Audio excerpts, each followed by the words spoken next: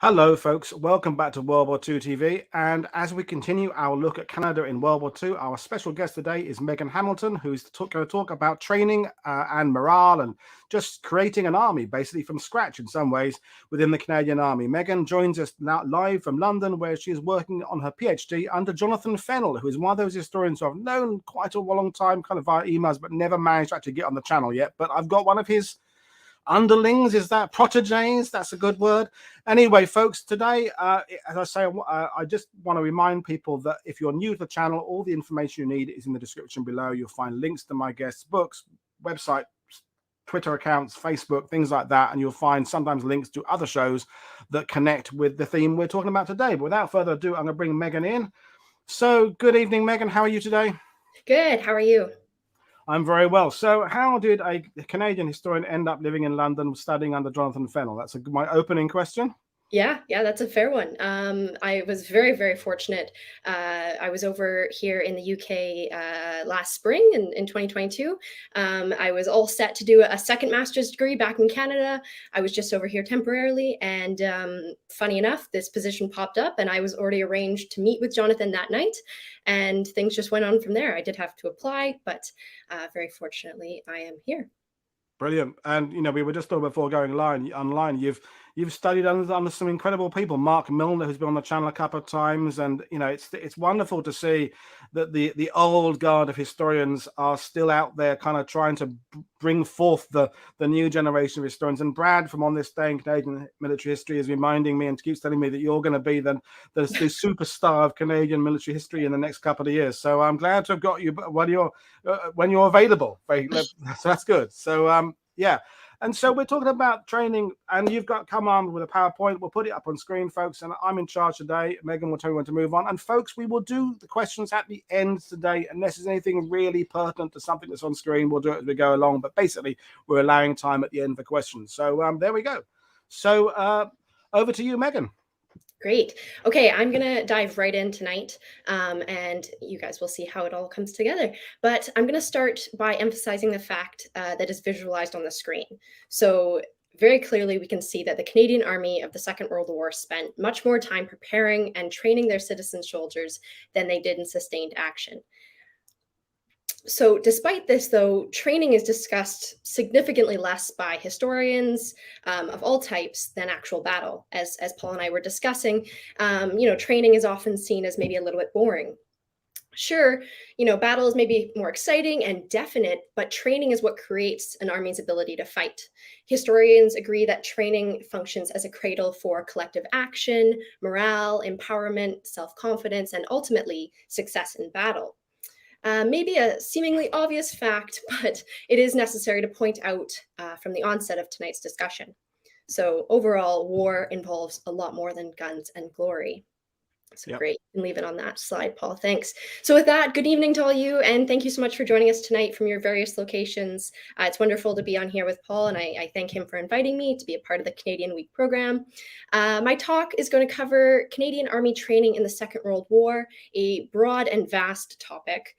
So of course, we'll only have time to survey the content, but I hope that you leave tonight with a broadened sense of how important the preparation for battle is. To train many thousands of soldiers requires an army of administrators, instructors, and decision makers, both in Canada and overseas. Not only are the logistics key, but the men within the system also have to believe, at least to a degree, that they have this bigger purpose. So that's why tonight's lecture will also discuss morale and explain why soldiers' morale in training was a difficult yet vital balancing act. Next slide, please. So I want to offer a conceptual understanding of morale before I go any further, because I know it's kind of this slippery and intangible quality, yet it's so crucial to both training and battle. So my research shows that morale in training actually can't be judged the same as morale in combat. Training, especially basic training, is devoid of that carnal fear and determination that's so important in combat. And the morale needed to, charge an enemy position is not the same as what is needed to complete a rifle drill or some physical training or something like that. Thus, there are other factors that must be considered if we're going to make accurate assessments of morale in training. So on top of the elements from within the camp, like food, weather, comfort, group cohesion, leadership, skill level, discipline, there are also external factors that bring civilians into the mix when we discuss morale in training. So social activities and trips into local towns were essential parts of the camp experience, making gender dynamics an additional factor when we consider camp morale. So overall, training and morale in training is characterized by a real level of complexity and volatility, and it does vary, a bit from camp to camp. Next slide, please. And I'm just going to jump in quickly, and it's not something that is ever going to be at a constant, isn't it? Morale can't be, it's not something you can fix and say, we must maintain an 85% level of morale, because that's not how life works. It's going to No. have to be kind of peaks and troughs. After a long route march, you're down, but then you're built up by something else. So, and I know, as you say, we're studying under Jonathan Fenlon. He's done a lot of writing about all those reports and things that were analyzing it, because there was some science behind this. That as you will be explaining, it wasn't just, oh well, we'll tell them that they're great and they'll all be incredibly enthusiastic. People had done studies on exactly what it is. So it's a fascinating subject. So I'm going to hand it back to you. Yeah, that's just not to jump too far ahead, but this is actually the Second World War is where we see psychology really brought into the military. And my other previous supervisor, Jeffrey Hayes, is doing a lot of that work on Canadian Army psychiatry and how they dealt with morale. Because exactly, like how I would compare it to like what we can understand today is maybe during COVID lockdown, the government can put all these different measures in and different things can be entertaining or whatever like that, but they can't actually tell us how to feel. Some people took it a lot harder than others. And so I would say the exact same is with Army training. And exactly, Jonathan has done a lot of work on it. And he uses a lot of quantitative numbers and things like that to kind of graph out morale. And, not I would say that his theory actually, from what I've found, doesn't quite hold up in training. And of course, his theory is more to do with battle and active combat. But I think that in training, there's just too many moving parts for us to be able to kind of like, say, oh, yeah, if these factors are all like this, morale must be good. And I'll explain, there's some examples throughout my presentation that will explain why I think that. So you can see a quick overview on the screen. I love when speakers kind of tell me what I'm show me what I'm expecting to hear. It is going to be a chronological discussion because it is this chronological progression that we see happen in terms of Army training policy in Canada and, of course, the Commonwealth as well. And like Paul said, we'll hold questions till the end. So next slide, please. So just to give a really quick background of how I came to tonight's topic, just because there's viewers from all over the world here, I know, with us tonight. And I do just want to, explain a little bit how this all fits together. So I completed my master's degree last year at the University of Waterloo, which is in Ontario. My thesis studied the Vernon military camp, which, as you can see on the map there, is a town in the interior of British Columbia. And it's also where I was born and raised. So very western side of Canada. So the reason for choosing Vernon was twofold. Obviously, being a Vernon native gave me a deeper understanding of the area and its history. And I'd worked at many historical institutions there, including the cadet camp. They have a museum because the Vernon military camp is now a cadet camp. But secondly, and obviously most importantly, Vernon was this really important cog in the machine that was the Canadian Army training system. And for reasons I'll discuss further on, Vernon actually even had a part to play in this wider Commonwealth training system. And so not only is Vernon, near and dear to me, it actually is really important within the larger system. So it works really well that that's what I did my master's degree on. And it fits now into what I'm doing, which is, like Paul said, my PhD is at King's College London and the Imperial War Museum in London, England. And my PhD is really interesting. It's actually kind of an assigned topic, which is unusual, and it's a collaborative position between the museum and the university, and it's looking at Second World War Army training across the entire Commonwealth and British Empire. So it's a huge undertaking. I just got started in September and October. But my experience studying training at a single camp has played well, as I know what it was like at one camp. And so now I can take that knowledge and zoom out to look at a very macro level analysis of training. So, of course, the Canadian experience is my strong point, as well as a vital, point of importance within PhD research. And so tonight's topic worked really well because this is kind of midway ground between my, one camp and my analysis of the entire Commonwealth. Next slide, please. So, just to go back a little bit, because we need to know where the army came from in the interwar. So, the devastation of the First World War had ushered in this real anti war sentiment for much of the Western world through the 20s and 30s, the interwar years. The nations of the empire had greatly scaled back their military capacity, and the decision was to do with this 10-year rule. So, it determined that there'd be no major wars for at least 10 years. And so, Canada, especially, I think Canada actually did so the most, scaled their army back to a complete skeleton crew. Numbers were way reduced. The permanent force in Canada contained only a few thousand professional soldiers. And this encouraged a return to the volunteer militia system. So there were about 50,000 men across the country who were in the reserves. They may be trained one night a week in their local armory, and then maybe a week or two at a larger summer camp like Vernon.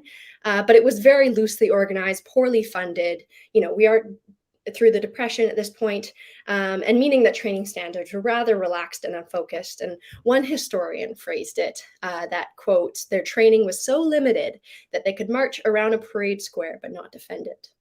Wow.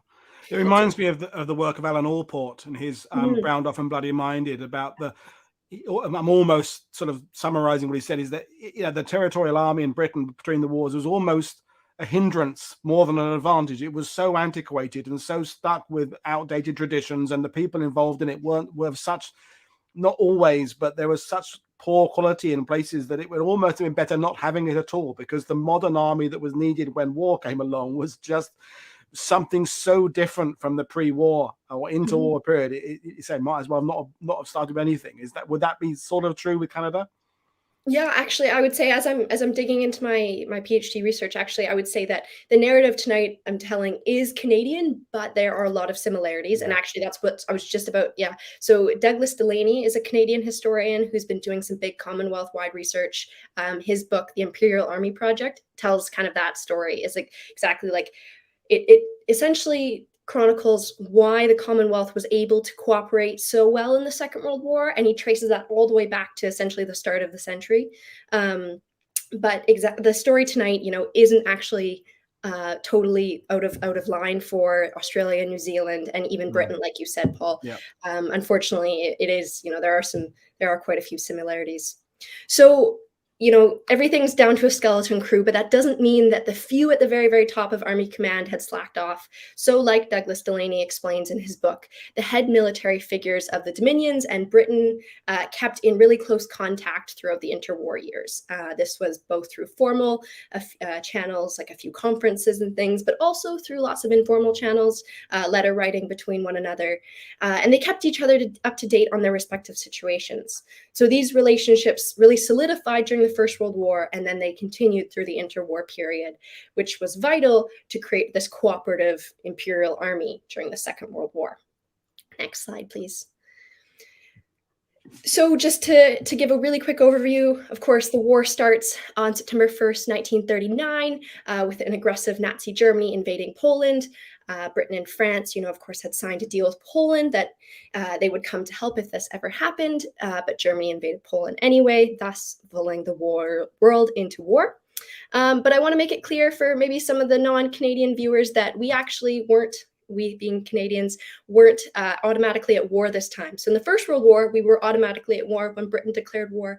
But because of the Statute of Westminster from 1931, which gave the Commonwealth countries, or the white dominions, power over their own external affairs, we actually got to declare war on our own. So our Prime Minister really took advantage of that. He debated it in Parliament for a few days, but it actually, I don't think, there wasn't even an issue. There was no doubt that Canada would come to Britain's aid at that point. So September 10th, 1939, Canada declares war.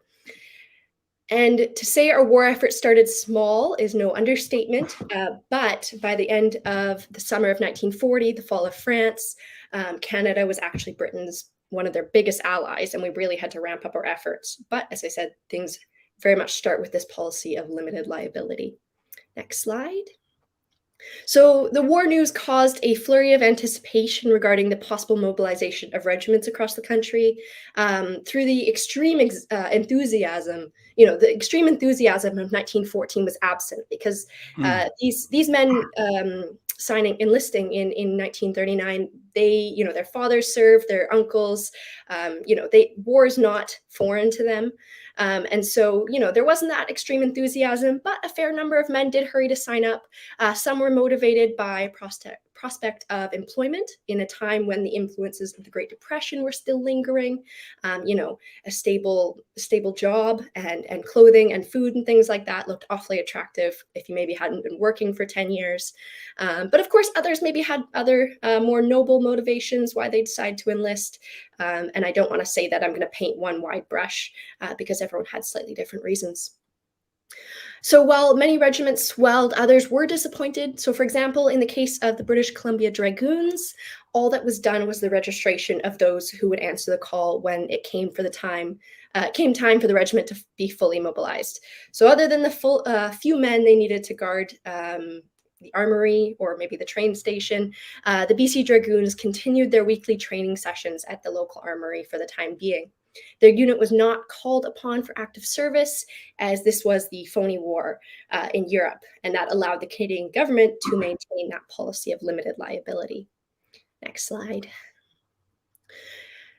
So this policy of limited liability did include, though, one army division to be stationed in the UK, as well as one on home soil.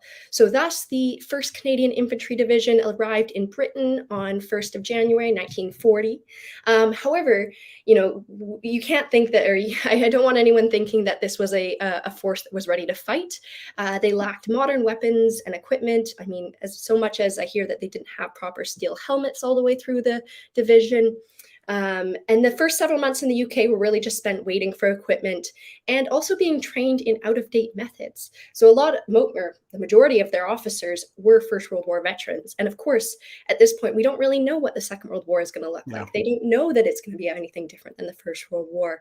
And so they're being trained in trench tactics and trench raids and really kind of out-of-date things that's what we know with hindsight. But of course, at that time, they didn't know that. And here they are entering London. Next slide. So really key to my research and this talk is the Directorate of Military Training. So I just want to, as much as training struggled, and you'll get that through my talk, training, lacked kind of higher policy and things like that at times. There was this body that was making decisions regarding training. So the Directorate of Military Training, they were in charge of new training policy. They also got feedback from overseas once active theaters started, and they fed that back into the Canadian training loop. They made inspections all over Canada and the UK, wherever Canadians were training. And most importantly, they also conversed with Britain and other dominions on training doctrine, which I will show some of that later on. But remember, this is a Commonwealth, empire-wide force, and things aren't happening in a vacuum for the Canadians. Next slide, please. So in early 1940, the federal government still proved hesitant to expand the army. Training in Canada continued very sluggishly, while the troops overseas became frustrated with their lack of updated equipment and training. However, this sentiment changed with the fall of France in June 1940. Like I said, Canada is now one of Britain's biggest allies. Recruitment centers took in almost 78,000 men in the summer months of 1940, indicating that a dire situation in Europe acted as both a motivator for both men and government. So it was this point that the Canadian government passed the National Resources Mobilization Act, the NRMA, and that's really important because it legislated compulsory military service in the defense of Canada, while volunteers were eligible for overseas service. So starting in September, men of a certain age were conscripted, but only for 30-day training periods, and then they would go home to their civilian jobs. And of course, at that point, volunteers are still getting ready to head overseas. But this is conscripts who are coming up for these 30 days. So this brought a massive swell of manpower into the army. Many of these men had no prior military experience, but these 30-day periods were enough to give them a taste of the basics of military life. Not really train them in anything very useful, though. Next slide, please. May I ask a quick question? Yeah. You're talking about the Commonwealth generally. One of the things when we have guests from Australia on is Australia found itself in that very complicated situation where the volunteer troops, some could go overseas and some couldn't go overseas. So you were saying about this idea of taking on ideas from the UK and from around the Commonwealth. I wonder whether Canada had noticed Australia's issue with, we ended up with the chocos, as they were called, in New Guinea. Was that something that was seen or observed, or do you think these things were happening completely separately? Wow, it's like I told you to ask that question, Paul, and I swear I didn't. No, because I planned it. Brilliant. Well, this is perfect. Actually, I was in the Canadian National Archives a few weeks ago, and I actually saw that file exactly that was essentially labeled Australian conscription, and it was exactly. It was narrating what was happening in Australia. It was narrating what was happening in Australia, though, because exactly, like they. This wasn't happening in a vacuum, and they knew what happened in the First World War. They knew they had to work together, and so everyone's kind of watching, especially the kind of smaller dominions. So the dominions that weren't Britain, I guess. We're kind of watching each other to see what the others were going to do, because obviously, fall of France, what's going to happen next? Everyone's kind of stepping around eggshells. And Canada, the reason, for our non-Canadian viewers as well, Canada is really nervous to bring in conscription because in the First World War, that almost tore the country apart, especially along English-French lines, right? So Canada and the Prime Minister is very, very hesitant to bring in conscription. So that's why it's very much emphasized that conscription is only for home defense. And so exactly, we're all kind of looking over our shoulder, what's everyone else doing? Brilliant. So along with that legislation comes a need to build and expand dozens of army camps across the nation. They had to house thousands of new troops, and to do so, hundreds of these H huts were built. So this picture is the Vernon camp, actually just like 1946, but it's a good picture because you can see the H huts there. You can see that there's the two barracks, so at different points of the screen, two barracks, and then the point in the middle. And so men would sleep on the two sides, and then in the middle would be the shared facilities, the toilets and the sinks and things like that.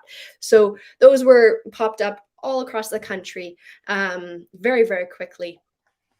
And in some cases, with incredible speed. For example, in Vernon, in just over 5 weeks, accommodation appeared for over 1,200 men, as well as various messes, recreation rooms, lecture halls, administrative buildings, parade squares, and a drill hall and a hospital were soon added. So things happened really quickly. They'd been holding back, and then all of a sudden, everything just had to go full steam. So by the end of 1940, the Canadian policy of limited liability was forced to be done away with, replaced by the strategy of raising a big army in order to fulfill their role as a major partner alongside the UK. Next slide. So in January 1941, compulsory Canadian Army training was extended to 4 months. So it's 30 days, now it's 4 months. And that was decided by Major General Harry Crear, who is their new chief of the General Staff. So rather than a large army of poorly trained men, Canada needed a highly skilled and well-equipped army, which was required this extended training program. However, with the Axis powers showing no signs of slowing their efforts, obviously 1941, by the end, Japan's in it with the US as well. Reserve service actually becomes indefinite in April in order to free up active servicemen for overseas duty. So they are conscripting everybody. I say that with an asterisk, but the volunteers are headed overseas and the conscripts are staying in Canada. So conscription was there to stay, and Canada had now had growing number of men overseas on both sides of the Atlantic. But growing pains were showing. Units in Canada were desperately short on up-to-date equipment, and those training in the UK were struggling to fine-tune their methods and systems as they drilled for weeks on end with no real action in sight. There hadn't been a real sustained action at this point, so they still don't really know how they're supposed to be training. And when you're just doing drills end on end, day, like things like that, it would awfully get boring. So we will see a solution for that come soon. And men were now staying in army camps for longer periods of time, bringing further opportunities to analyze their behavior and morale. My research found, as I said, that morale in training is complex and volatile, and camp and local officials had to focus on satisfying immediate needs in their specific situation, bridging divisions between military members and civilians, making for a difficult balancing act, and one that sometimes required the application of discipline. There were limits, obviously, to what the Canadian Army could do to control the morale of its men, like we discussed, as it created this vast organization from scratch. And it was this constant negotiation of power between the leadership and the rank and file. Next slide. So morale is often measured by violations of military discipline. That's a nice way to look at it. It's how many cases of bad behavior are we seeing. Mm-hmm. However, a wave of bad behavior in June 1941 in Vernon should not be labeled as bad morale. So this is actually where I'm saying that we can't just automatically trust the numbers in a training situation.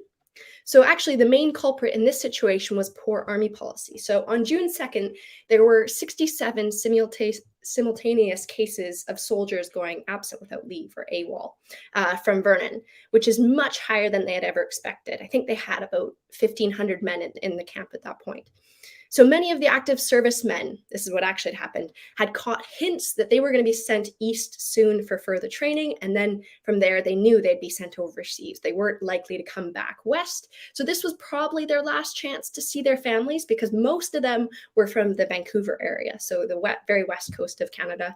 And they wanted to go home one more time. So some were granted official leave passes, but for whatever reason, many of them were not. And so instead, without passes, they just went AWOL for a few days and returned on their own accord. And so by the 7th of June, 5 days later, there were still 40 AWOL and 23 were in detention for this act. And so the camp war diary noted that, quote, "They accept punishment with a smile and say that it was worth it," end quote. Mm-hmm. And a similar situation happened about a month later, when as many as 30 men simultaneously went AWOL. And again, they were happy to admit the facts and take punishment with a smile upon their return. So it really speaks to the fact that we can't just trust the numbers. These men had other motivations. They weren't just misbehaving. They were actually just hoping to see their family one more time. And so this is a good example of how morale is something that needs to be questioned case by case often. So there are other examples, which I'm not going to dig into, but for example, obviously food was often a complaint, especially in the beginning, poor policies on leave, things like that.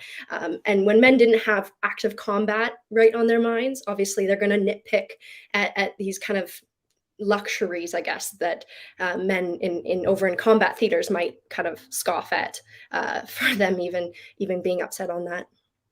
Next slide.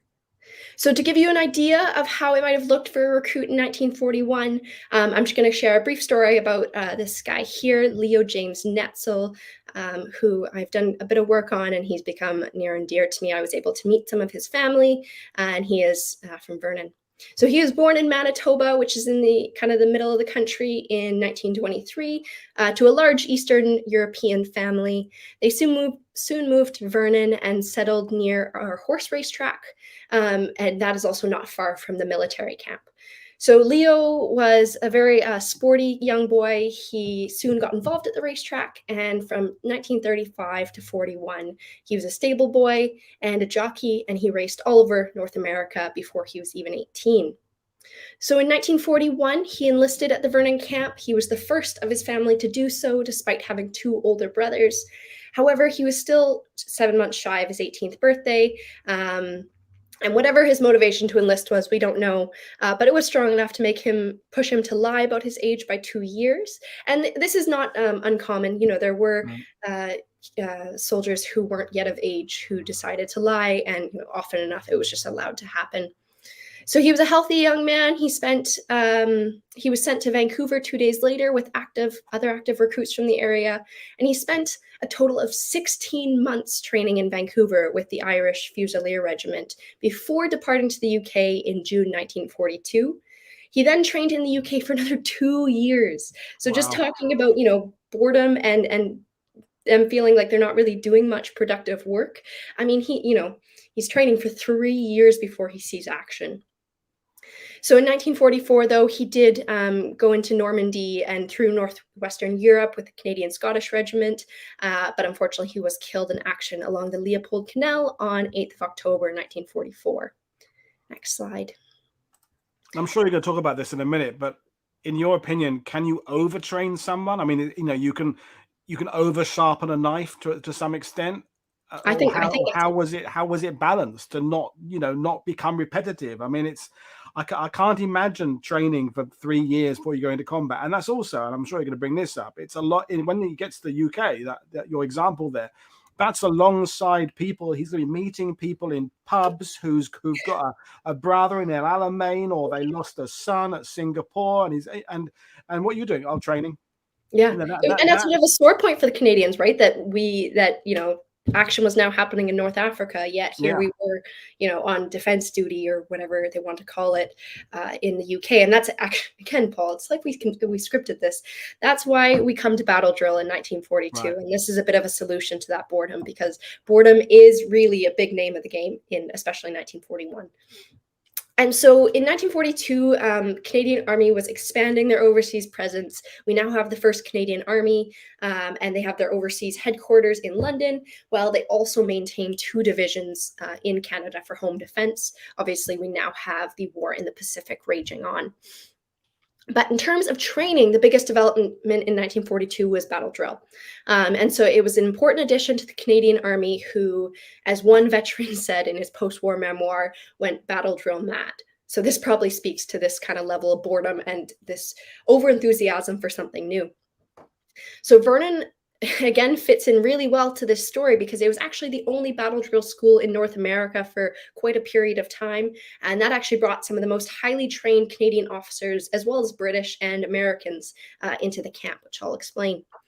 So battle drill was a British invention. Its origins lay in the interwar years, where military theorists kind of encouraged the doing away of this ceremonial drilling on a parade square.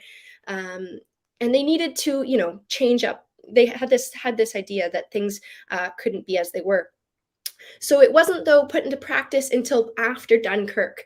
The British Army, when they faced the Germans in 1940, they realized that the Germans were, they realized the British were much too rigid and autocratic compared to the Germans, who their junior officers had been trained to take initiative at the tactical level. So they created fast and aggressive responses amid the chaos. And their infantry was successful due to the fact of the ability that they were able to divide the big battle into hundreds of small battles.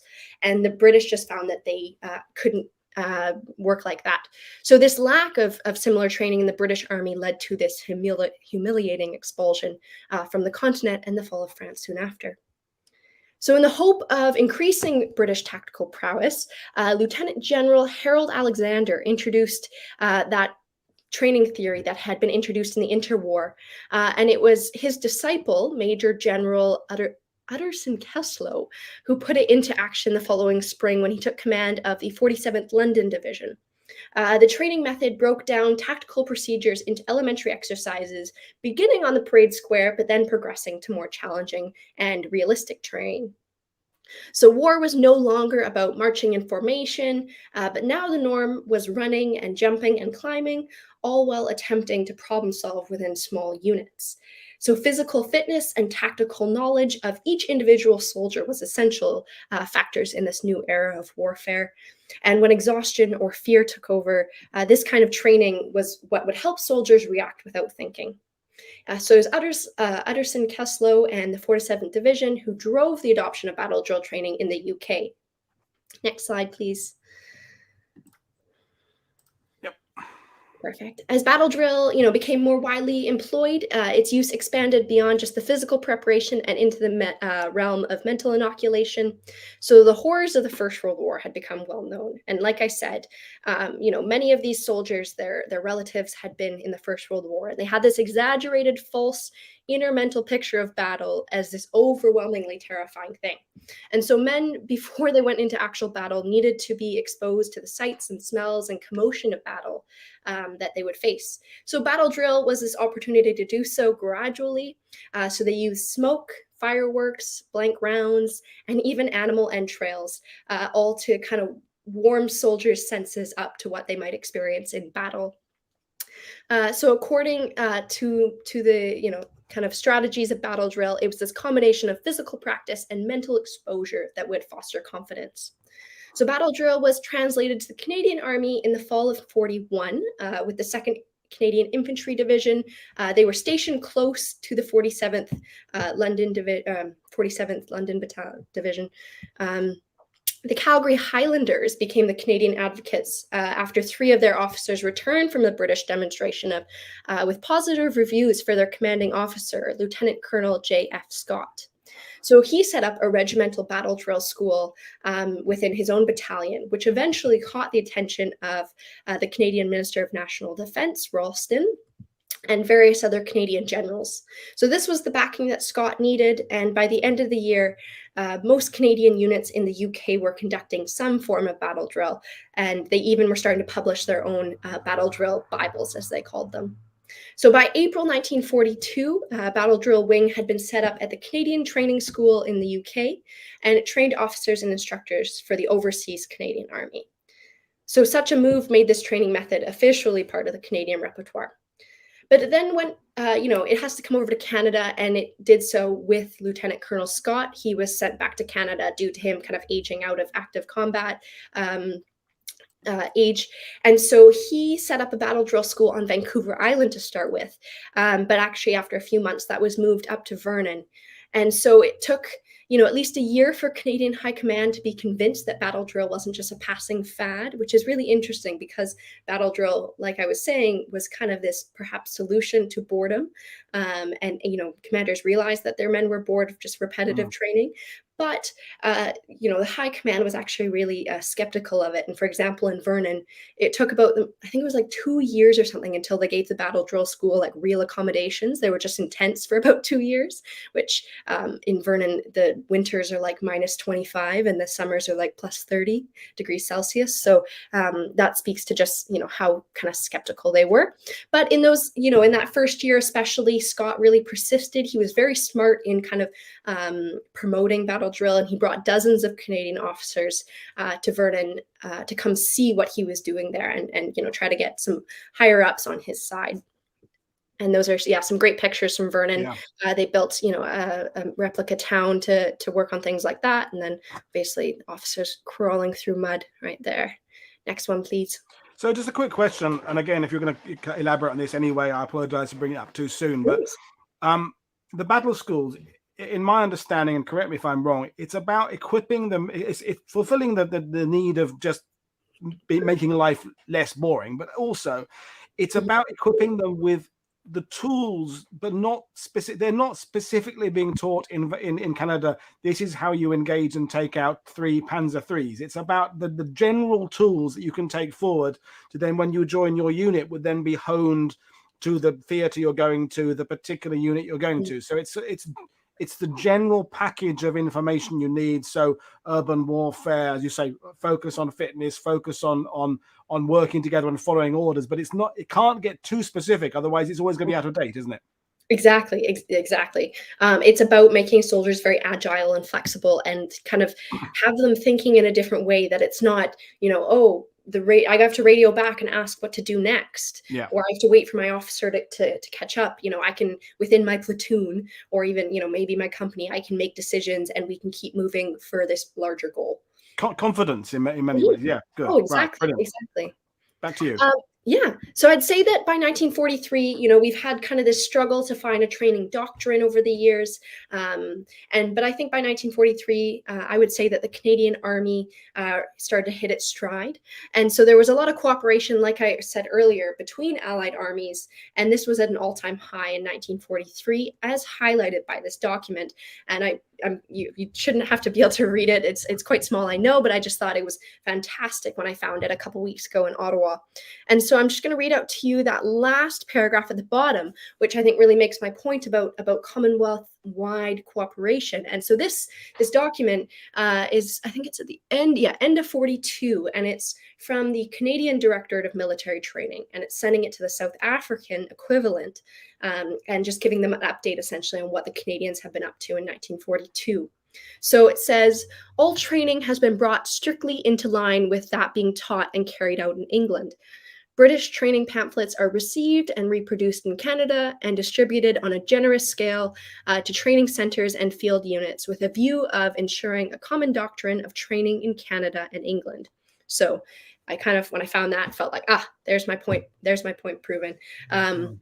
But that just shows that that they're starting to find their stride, not only the Canadians, but the wider Commonwealth. Next slide.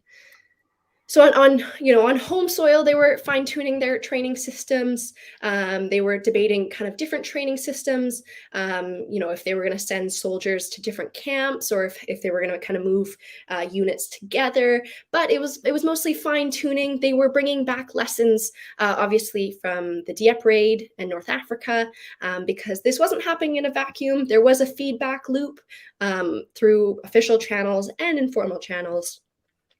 And as well as, obviously, lessons start to come back in from Italy. Obviously, the Canadians go into sustained action in mid-1943 with the invasion of Sicily, and then the invasion eventually of Italy in the fall. And that's, looking back at my pie chart from the beginning, that's where we finally start to see sustained action, because in that chart, I wasn't really counting Hong Kong or Dieppe, because those were not sustained action. And so now finally, after, 3.5 years, we are finally in action. At this point, the Army has a real sense of professionalization. For example, the Vernon Military Camp is now no longer a basic Army training camp. It's actually the Canadian School of Infantry, which was mirrored off of what the Canadians had going on in the UK. So soldiers learning very specific skills, and then going back and taking them to their units and things like that. But it is no longer kind of this ad hoc, poorly put together organization. It's become very, very set, but also it did take 3.5 years. So, we did take our time. In the UK, obviously before Italy, they're running very large-scale exercises in preparation for the invasion, and obviously the forces that don't go into Italy continue to prepare for this upcoming invasion of the Western continent. And so this photo is the Canadians practicing amphibious assaults in Scotland, which was a common place, as most viewers would know, to practice for amphibious assaults. Next slide. So I mostly just put this in for the photo. This is a great one. So this is Corporal Chapman, a member of the first group of Canadian parachute candidates. So he's training here in a shock harness at the U.S. Army Parachute Training School in the fall of 1943. So again, talking about that professionalization, the Canadian Army started from literally scratch into now, we are able to come up to par to a degree with big armies like the Brits and the Americans. Well, arguably overtake. I mean, in some ways, because the advantage Canada had, and indeed in some cases Australia and New Zealand, is that your borders are not under threat. The British Army has to, apart from the limited training it did in places like Egypt and overseas, we're training in wartime England. So at least the Canadian troops are starting with that away from the war zone. You're in the mountains of Canada. You're not worried about your family as well. That's something that often comes up in Normandy. Is my great uncle on Sword Beach compared to his equivalent on Juno Beach or Omaha Beach. He's worried about his wife because his wife is in London and the V1s start going. So that adds, when you're talking about morale and things like that adds that other dimension that, focusing on training when there's a war going on around you is possibly harder than focusing on training when you can channel all your attention to that training, which Canada could do it, obviously, until they come to the UK, and then it changes a bit. But I just wanted to make that point that maybe Canada was able to overtake because of that ability to do a lot of that core work away from the front. And that's so true. That I think that's a really important point, and something I'm really trying to consider in my Commonwealth wide project now is that there is a national factor, right? So, for Yeah, example, exactly, you know, or another thing would be like the Brits, you know, when they're stationed in the UK, they can go home and see their families. that came up in the sidebar. That's so there's an advantage the Brits have is that, yeah, Yeah, but I they mean, can, also, they're like you worried said, about their wives, but maybe they can go and visit their wives. Whereas if you're a Canadian, your wife is literally thousands of miles away, and you can't go and see her. So that it's, as you say, there's these parallels and comparisons, legitimate comparisons you can make from Australia, Britain, Canada, but there's also differences as well that have to be addressed. exactly, exactly. Brilliant. Next slide. Perfect.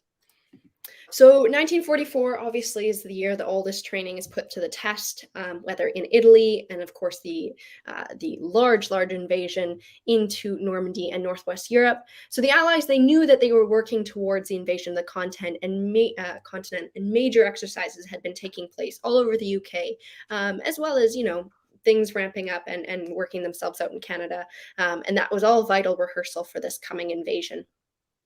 But 1944 also did have its issues for the Canadian Army. A majority at this point of active servicemen were still, or were now overseas. So overseas we have our volunteers, but at home it's still the conscripts, and they became to be known as the zombies.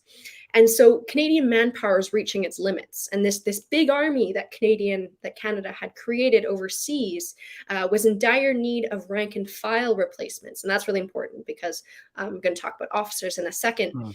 So by 1944, we really need replacements, and they had already expanded their accepted age range and health standards. And so then, you know, having nowhere else to turn, they were forced to turn to their largest remaining source, which was those home defense conscripts or the reserve men. So the government was still working to exhaust every option that would prevent them from sending them overseas. But you know, by the fall, the conscription crisis happens, and I'm not going to go too much into that. But there's a little bit of a mutiny. You might have heard of the Terrace Mutiny up in northern BC. That actually was initiated because of what happened in Vernon, and between Vernon and Terrace, there was kind of these mirroring effects.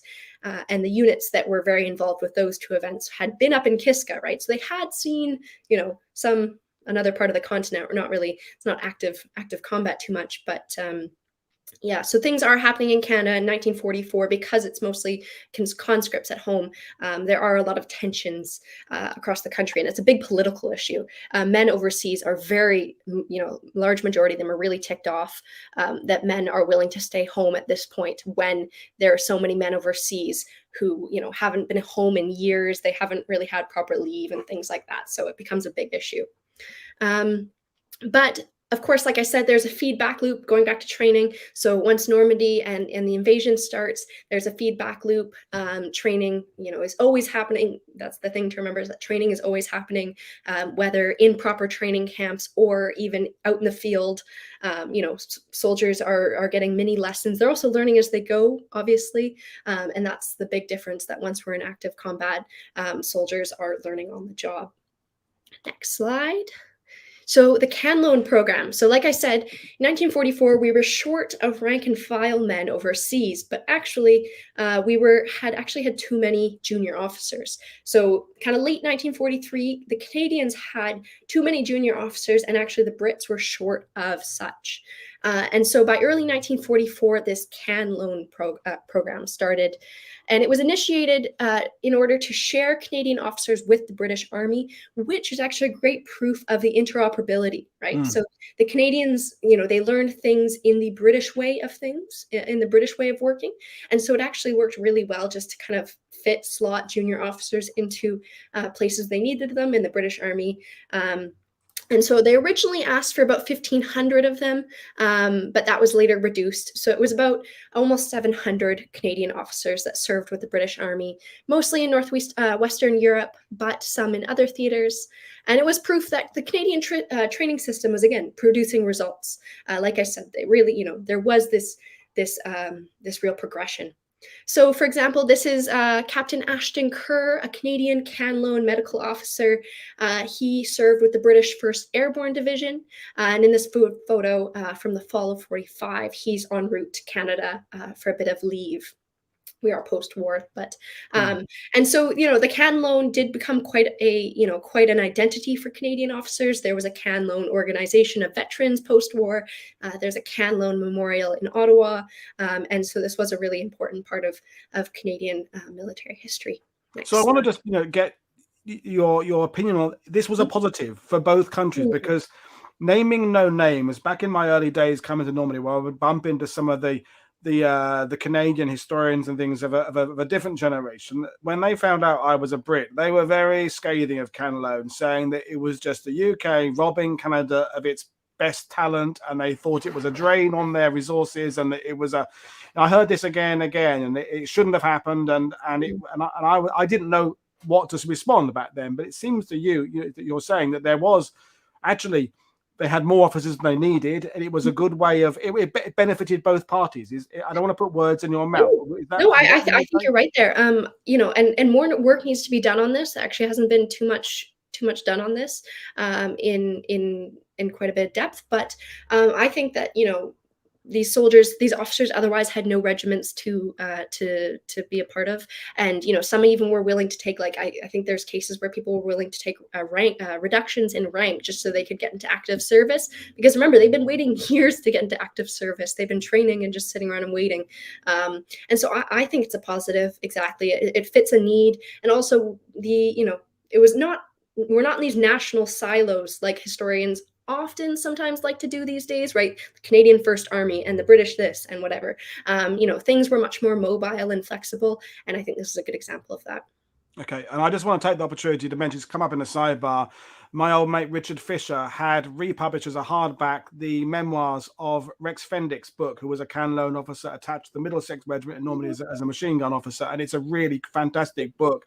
And if you read that, you'll understand that both the Middlesex Regiment benefited from this Canadian officer joining them, and he obviously benefited from the experience as well. And so it's out there. If you don't know how to find it, just contact me and I'll tell you where to find it. It's a fantastic book. So yeah. Back to you, Megan. Sorry to interrupt there with a plug Nice. for a friend's book, but I thought I would. Perfect. No, we love it. Yeah, so I'm not going to say too much about 1945. You can switch the slide, Paul. Yep. But just to give an overview of the situation, because obviously at this point training is kind of not, well, it is winding down, but it's also started to change. So conscripts are headed overseas at this point. That decision was made in late 1944, and obviously, training for the Western European theater was coming to us. It was slowing down as they can see that Germany is getting closer and closer to losing the war. But that also, we have to remember that the war was still going on quite strongly in the Pacific. And so even by 1944, the Canadian Army is starting to look to the Pacific, because with the Brits, once Europe is done and dusted, they're going to turn to the Pacific and join the US down there, as well as the Aussies and everyone else. And so, for example, like in Vernon, it became the Pacific Infantry Training Battalion headquarters. And so, they're starting to look at jungle warfare tactics. They're starting to have Australian officers come up and teach jungle warfare tactics, because obviously it's very different than what they're doing in Europe. And so the priority, or the focus, is starting to switch.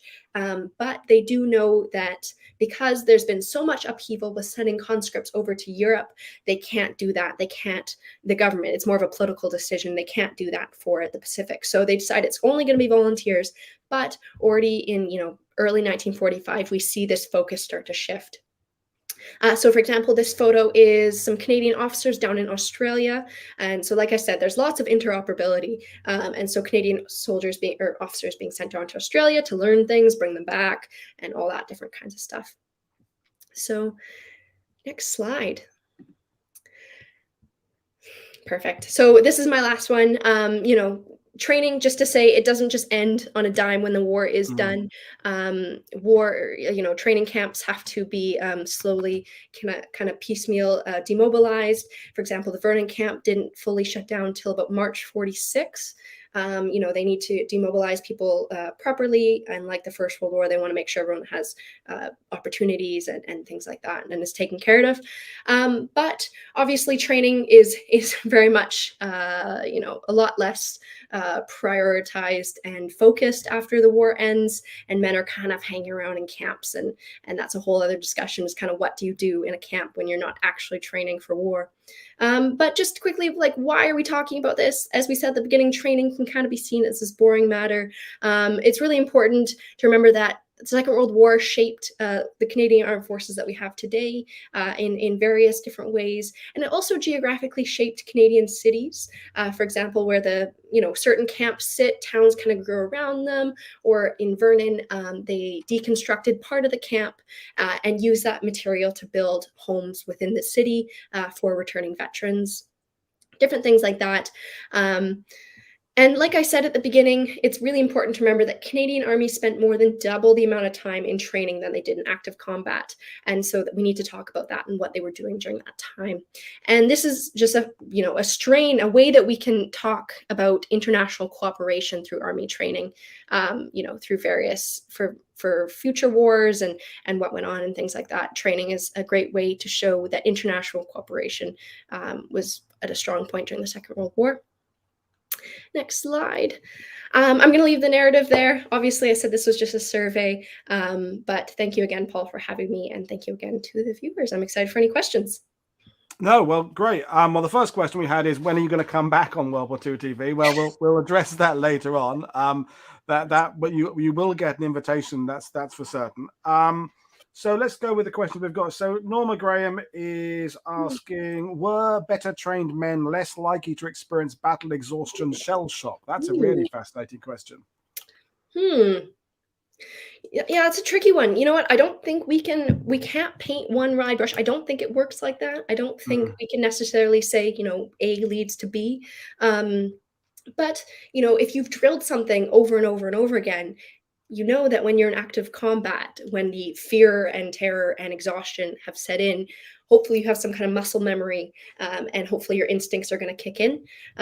But yeah, I think that, like I said, psychiatry and psychology become a really big thing in the Second World War. And for example, Samuel Stufer did a lot of work in the U.S., and they actually have done great work lately to digitize the surveys he did to try and kind of figure things out within the army and how to best deal with soldiers. Because remember, these were citizens that had been thrown into an army, and like in Canada's situation, started from scratch. And so I think we're all going to deal with things differently. And like I said at the beginning, I think COVID is just a great example with lockdown and things like that. Yeah. Is that we're all going to deal with it differently. And for some people, it's going to be fantastic. Some people, it's going to be okay. And some people are really going to hate it. And so I think you can say the exact same thing about an army experience. Yeah, I mean, when I did a show about PTSD about a year ago with a Dr. Lee Mandel, he was saying that and he was a naval physician in the US, that as far as, when he was serving, which was 20 years ago, they still haven't got any closer to understanding why some people are more susceptible to battle fatigue, PTSD than others. There doesn't seem to be any kind of predetermined sort of thing you can go, well, she has got that. That's more, she is more likely to have that. It seems to be very much not random, but they don't really understand the mechanisms behind it. But that's another subject for the day. It's a rabbit hole. But great question from Rick Green here.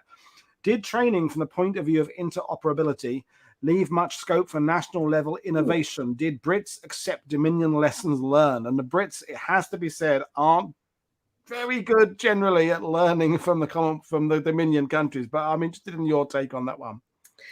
Yeah, I think that, I think I'm going to be able to answer that hopefully about a year from now. I'm just digging into the British archives now in London, and it's been fantastic so far.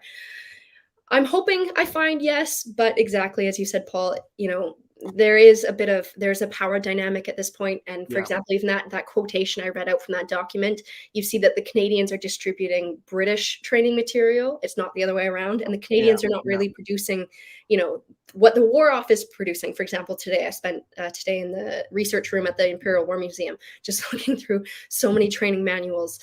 They produced so much training material, the War Office did. And it just, got sent down to the Dominion. So I would say that probably not as much. But there are also informal channels that maybe we don't have record of, right? Officers talking to each other in a bar or in messes, learning from officers who have been in active combat. So I think we have to remember that there's, of course, the formal channels are going to probably tell us one thing, but we have to remember the informal channels as well. Yeah, no, and I think your point about beyond the war, although the war ended quite suddenly and lots of troops were still in the theater for a long time, the cooperation did kind of dissolve quite quickly because everyone goes back to their community. I mean, again, the COVID parallel, I think, all that spirit of cooperation that we kind of most of us were sharing when life goes back to normal, we become all very back to our normal selfish selves again. I Yeah, I think was gonna say, all of a sudden the scope narrows, doesn't it? And I yeah, mean, and these you go back to your home and you go back to your way of thinking. But the great question from the Great Dominion here: how does the Canadian training combat ratio compare to that of the other allied nations? So you're going back to your pie chart. Yeah, very good. I mean, I think the biggest point that would add to the Canadians being in training longer, obviously, is us not being involved in North Africa, as well as not being involved in the Pacific. And so I would say we actually, works well for this presentation is that we had the most time in strictly training. And obviously, I'm not forgetting about Hong Kong and Dieppe, but like I said, those are not sustained battles. And so for actually essentially all the other white dominions, especially, they would have been in combat for longer than we had. Yeah, we've got someone just mentioning the mutiny there, which you mentioned in passing, the Terrace BC mutiny. Well, we could do that at a press, maybe a unique show on that at some point. But there's more to expand on this as well. And with the UK, there's all the issue of race tensions between US black troops and white civilians and white US personnel. So there's lots of things that were in the UK. This melting pot of cultures that were thrust together that on the surface was working very well, but also there were underlying tensions. Jenny Grant has come on and talked about the Polish volunteers receiving, in some cases, fantastic reception, in other cases, the same old prejudice they receive elsewhere. It's a very nuanced subject with lots and lots of levels to it. But I'll just actually just to say to that, Paul, so like talking about also to the post-war kind of demobilization, as well as things, kind of not always going super smoothly, as the Canadian riot in July 1945 in Aldershot. I was down in Aldershot last year, and I was looking through the newspapers. It was just so interesting. The Canadians rioted in July 45 in Aldershot and ransacked a bit of the town because they were kind of upset at having to wait so long to be demobilized back to Canada. But then a month later, Aldershot gave the Canadian Army or whatever unit the freedom of the city. So very interesting dynamics, and I think that exactly there are, like you said, you can't just paint one wide brush. Things aren't always the same. There's so many different dynamics going on, and especially when they don't have active combat to focus on, people are rather impatient. So my next question is going to be for me this time, and it's about the continuing this work and looking at training. Is I'm thinking about when you said earlier about the AWOL, because AWOL is a very complicated thing, because it can be anything from coming back late from the pub to deserting, to literally trying to flee from serving, and everything in between. Wanting to go back home, and that kind of blanket statement of he's absent without leave encompasses all sorts of types of reasons of hours to weeks to forever. So when you're trying to examine the training, obviously studying under Jonathan Fennell, as you said, did a lot of work on the morale in combat. How are you going to kind of, now that we're 80 years on from these events, what paperwork is there, and how can you extrapolate from what paperwork there is and kind of read between the lines to get to the level of information you obviously crave? Yeah, I mean, we have to remember that, we can't create evidence out of what is not there. Fortunately, the Canadians, actually, there's wonderful files, and actually they're available freely online. If you want to look, they're not indexed virtually at all. But it's all the Canadian Army court-martial records. And so actually, my MA supervisor, Jeffrey Hayes, is doing wonderful work with those, and he's using those in a way to look at morale. And actually, some of my former classmates are I think starting PhDs on these court-martial records. There's a book out by Matthew Barrett looking at officer court-martials, and so it's a really important question. And the fact that these court-martial records exist is fantastic. They're a source that needs to be mined further, but like I said, they are completely completely unindexed online. And so, unless you have a lot of funds to, hire undergrad students to sit there and click through and sort them out for you, or I know some of my classmates have just stumbled across really excellent cases and been able to do a lot with them. But it's something really important. We just need to, take the evidence for what it is, because that's, as historians, we're not here to, kind of spin tales in the way we want them to go. We're here to tell a narrative, and we need to base that on evidence. And of course, the other thing is that the grandchildren, particularly of the wartime generation, are the ones who are scanning diaries and putting documents. It wasn't the veterans generation themselves, and even the children weren't necessarily doing that, but the grandchildren are. So there's the what's it called? That just started their finest hour project in the UK or Ireland, possibly started recently, about collating memories again. And I think they're relying on it's the grandchildren scanning letters, because letters home. Yeah. If you've got enough information from troops who are writing home, their tone in their letters might tell you where they are in terms of morale and training as well. If the letter is just, oh, it's bloody rainy again, I hate it here, or oh my god, we were doing such exciting stuff last week, I can't tell you about it. That kind of, you couldn't just use one recruit's letters, but if you had dozens and dozens of them, you could, I assume, start looking at trends and saying, look, when they leave Canada to the UK, there's an upturn or a downturn, and that type of thing would be fascinating, wouldn't it? It is. And so actually, there's a Canadian project called the Canadian Letters and Images Project, or CLIP. Right. And so they've scanned lots of letters, and they're available freely online. Like, wonderful. I recommend them. But that's actually where the morale files come in. And that's actually what Jonathan's used a lot. And so exactly. So what happened, and I actually did another talk a few months ago on mail and morale and how important mail is in a number of different senses. But so what these morale reports did is actually sensors, like postal sensors, collected kind of general trends and actually sent back bi-weekly reports to relevant officials, army officials. And so exactly, you can't always take everything at its face value. I had one soldier I was looking at his letter, and he was all grumpy and whatever was happening, and then he came back to the letter and to finish it, and he said, oh, sorry dear, don't mind that attitude, I was just hungry, I had dinner. So exactly, there's our sources for soldiers, they vary, and that's why there can be really interesting work done with us, kind of on individual soldiers or battalions and things like that. But also when you look at things at a wider scale and more deeply, you're going to see those trends and things like that, and be able to kind of even out and fix for those inconsistencies. No, definitely. I mean, we're going down a subject that we could talk about for hours, but we're still trying to analyze what went wrong at Operation Market Garden and things like that, and tactical decisions are being examined. And well, they should have turned left rather than right, and they should have focused on the heights there, not this. But as a football fan, and that's soccer for those who aren't Yes. where I'm from, people still talk about those terms that you can't define, like togetherness and team spirit, and there's a bond within the squad. When everyone, we all listen to that and go, yeah, I know what that means. We don't really know what it means. Yeah, say, go ahead and define that. What do you mean? How do you measure it? Is there some little instrument you can wheel into the dressing room and plug it in? And I go, oh yeah, 73 on the togetherness scale. But these are the things that when we really examine it, and we look at some of the units, we look at the Brad and Norma watching this, the Scheldt Estuary of Norma comes up so often as a real kind of low point of Canadian military history in ETO. How much did morale and things like that play a role there? We can look at commanders' decisions again, but keeping a unit focused, keeping them together, keeping them able to do their jobs is really, really difficult. And I think the more work that's done to analyze where a division is, both in training and then later in combat, or where a unit is going to help us maybe address some of those bigger questions of why, when a battle comes down to a small margin, one side succeeds and the other side fails. It can be down to a tactical decision, but it can just be this elusive together. They didn't have enough togetherness, whatever that means. Well, and just as a reminder to the audience, like the death penalty no longer existed. That's the other thing too, right? Is they can't just, if a soldier turns the wrong way and decides to, run away from the front, they can't shoot him in the back. That doesn't work anymore. So, rather than the stick, they have to start using the carrot.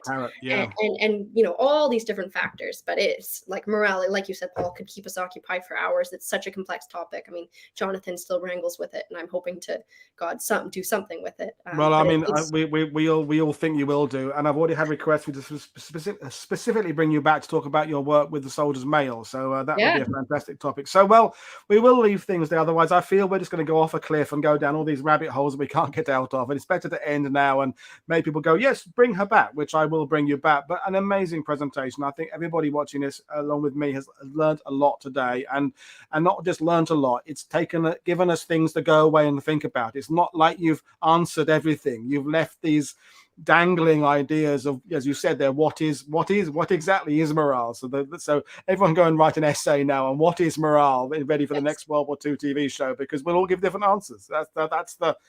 That's the extraordinary thing. Well, it's been fantastic, Megan. I can't wait to speak to you again. So, folks, don't forget tomorrow, Ted Barris is coming on, another legend, talking about the Canadians in the Battle of the Atlantic, and more stuff later this week. So, thanks for watching, everybody. And don't forget, you can contact me or you can contact Megan via Twitter and what have you, and we can get these conversations going. So, meanwhile, thank you, everybody, for watching. Thank you for your questions. Thank you, Megan, for being a guest.